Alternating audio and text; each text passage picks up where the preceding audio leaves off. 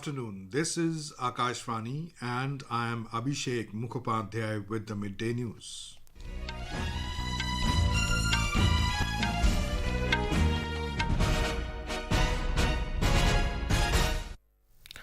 The headlines. Prime Minister Narendra Modi reaches Bhutan on a two-day visit, several agreements exchanged to further strengthen India's unique ties with Himalayan nation. Delhi Chief Minister Arvind Kejriwal withdraws plea from Supreme Court against his arrest by Enforcement Directorate in connection with liquor policy case. ISRO successfully lands Reusable Launch Vehicle Pushpak at Chitradurga in Karnataka. World Water Day been celebrated today. Prime Minister says government is committed to work towards sustainable water management. And in cricket, IPL 2024 to kickstart this evening with opening match between Chennai Super Kings and Royal Challengers Bengaluru in Chennai.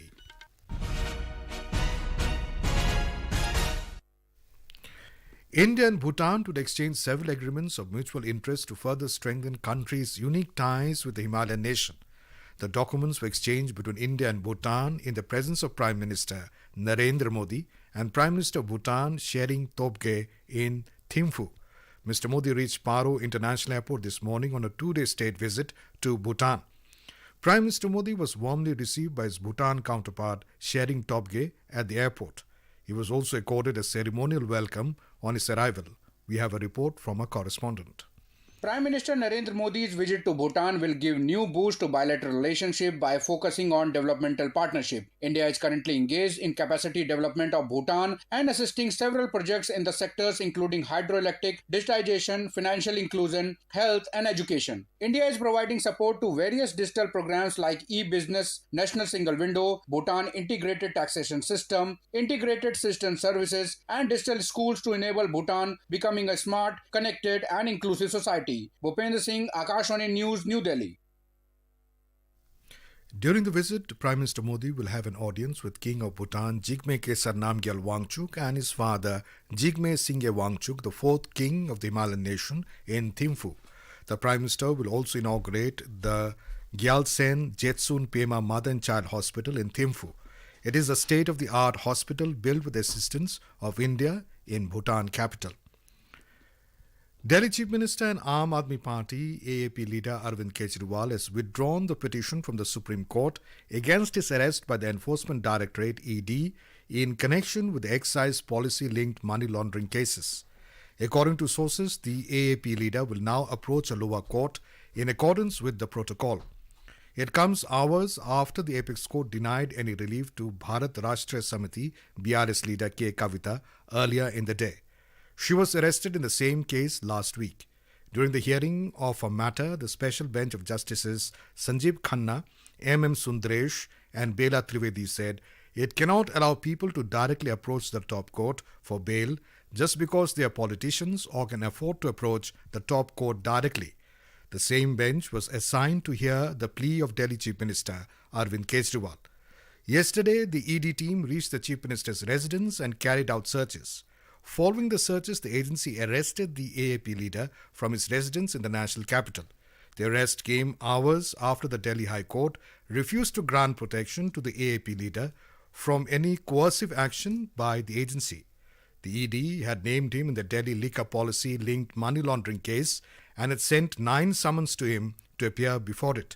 However, Mr. Kejriwal skipped all summons, terming them illegal and politically motivated. On the arrest of the Delhi Chief Minister Arvind Kejriwal, BJP spokesperson Sambit Patra has said that Mr. Kejriwal skipped 9 summons issued to him and he must respect the summons. ये जो बड़े बड़े राजनेता सोचते थे कि हम कुछ भी करेंगे, करोड़ों खरबों का घोटाला कर लेंगे और हम एक परिवार की तरह रहेंगे और हम में से कोई जेल नहीं जाएगा, हम सब बच के रहेंगे, ये अब नहीं होने वाला। Mister Kejriwal, people are going to jail. अगर आप भ्रष्ट हैं तो आप जेल जाएंगे। अब की रीत अलग है, अब की नीत अलग है।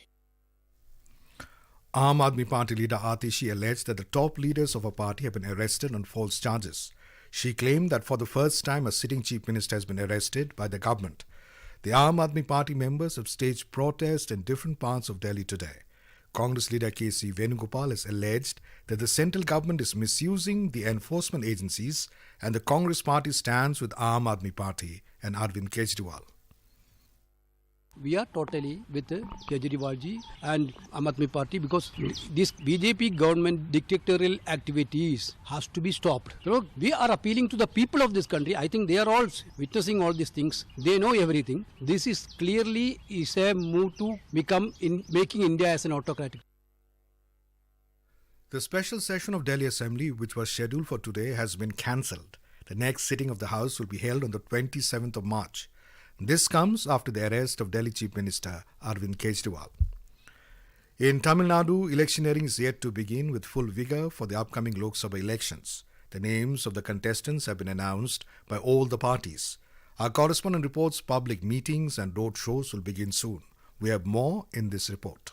Election immediate vehicles and election observers are busy touring different parts of the state. The DMK President and State Chief Minister M.K. Stalin will begin the statewide electioneering tour from Tiruchi and will conclude campaigning in Chennai on April 17. Senior leader and Prime Minister Narendra Modi will also garner votes for the NDA on the first week of April at Vellore. The AIDMK party has released the manifesto today. The party's General Secretary and former Chief Minister E. Palanisamy released the manifesto, which has 133 assurances for the ensuing general elections, including an alternate exam for NEET and monthly assistance of Rs 3,000 to women, along with establishing an airport in Ramanathapuram and Kanyakumari. Joy, Akashvani, reporting from Chennai. In our ongoing series focusing on state profiles during the Lok Sabha polls, we will now present details regarding Maharashtra, which has a total of 48 Lok Sabha seats. The state has a maximum number of Lok Sabha seats after Uttar Pradesh.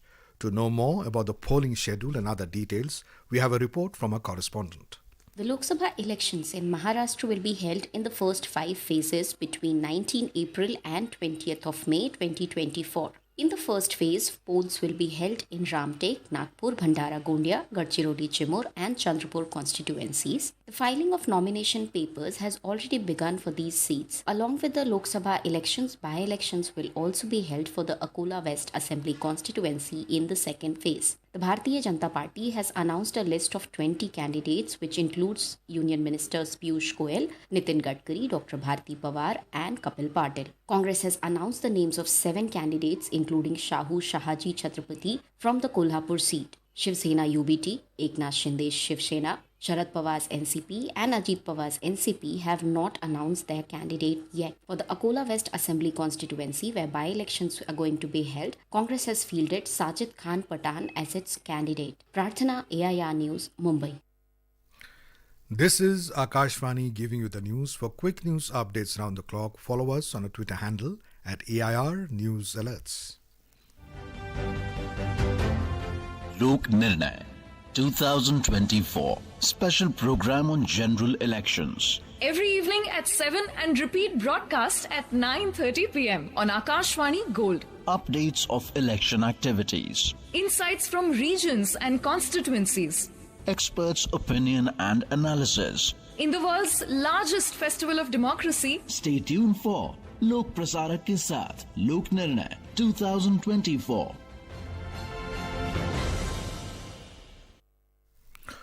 Welcome back. You're listening to the Midday News.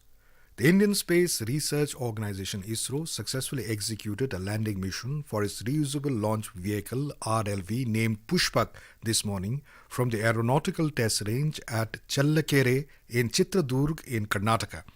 In a social media post, ISRO said that it has nailed the precise landing of the Wing Launch Vehicle RLV in autonomous mode. ISRO Chairman S. Somnath congratulated the team for the flawless execution of maneuvering, high-speed landing and energy management of the spaceship in a fully autonomous mode. We have a report. In this second test today on the launch vehicle in Chellakere, ISRO successfully tested the brake parachute, landing gear brakes, nose wheel steering system, onboard navigation, hardware and software, and its capability to withstand conditions created by high velocity landing. A Chinook helicopter carried the scaled down version of reusable launch vehicle tied to a string and dropped midair at the height of 4.5 kilometers altitude. The 6.5 meter long winged vehicle descended towards the Earth Earth at a speed of around 350 kilometers per hour. At such a high velocity and altitude, the spacecraft Pushpak autonomously approached the runway with cross-range corrections. It landed precisely on the runway and came to a halt using its brake parachute and other mechanisms. The successful test today is an important step towards building India's futuristic reusable launch vehicle that can launch many satellites, thereby cutting cost. Sudhindra, Akashvani News, Bengaluru. Information and Broadcasting Minister Anurag Singh Thakur has congratulated ISRO scientists for outstanding accomplishment with the successful autonomous landing of Pushpak. Bihar is celebrating its 112th Foundation Day today. The state of Bihar was carved out from Bengal presidency on this day in 1912. The President, Vice President and Prime Minister have greeted people of Bihar on the Statehood Day. In Bihar, one person was killed and 10 others were seriously injured when a portion of under-construction bridge over Kosi River collapsed in Supaul district this morning. The injured were admitted to the nearby hospital. Talking to Akashvani News, Superintendent of Police Sheshav Yadav said rescue operation is underway as 6 labourers are still trapped in the debris. World Water Day has been celebrated today. The day is observed every year on the 22nd of March to honour the importance of fresh water. World Water Day brings people, organizations and governments together to confront urgent water challenges and strive towards guaranteeing that everyone has access to clean water and sanitation through awareness-raising events, educational programs and community-driven campaigns. The theme for this year is Water for Prosperity and Peace. It emphasizes the critical role water plays in fostering cooperation and stability around the world. In a video message and social media post on the occasion, Prime Minister Narendra Modi said that the government is committed to work towards sustainable water management.